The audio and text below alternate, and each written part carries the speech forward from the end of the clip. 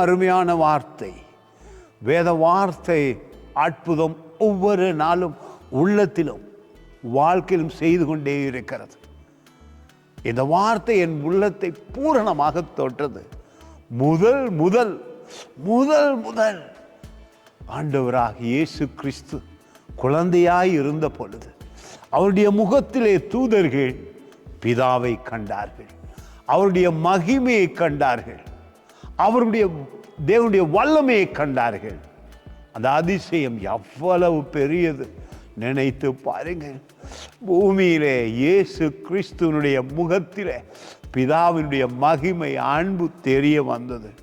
நீங்கள் மற்றவருடைய முகத்தை பார்க்கும் பொழுது பல காரியங்களை கற்றுக்கொள்வீர்கள்.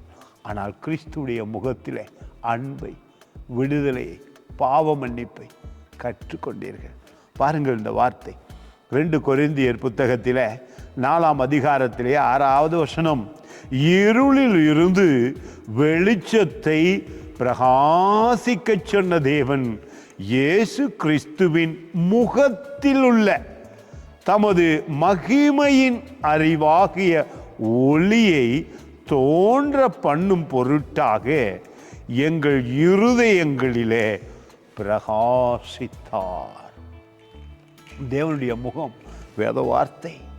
அதை பார்க்கும் பொழுதே அவருடைய அன்பு விளக்குகிறது. நோயா வார்த்தையை பார்த்த உடனே மருந்தாய் உடலிலே மாறுகிறது. துன்பமா விடுதலையாக வார்த்தை உங்களுக்கு வருகிறது.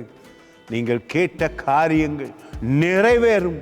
இந்த நாளில் இந்த வார்த்தையை பார்த்து பூமியிலே தேவனுடைய முகத்தை காண பண்ணின தேவனுக்கு மகிமை என்று சொல்லி விசுவாச ஜெபம் பண்ணுங்கள். அதிசயம் நடக்கும். God bless you.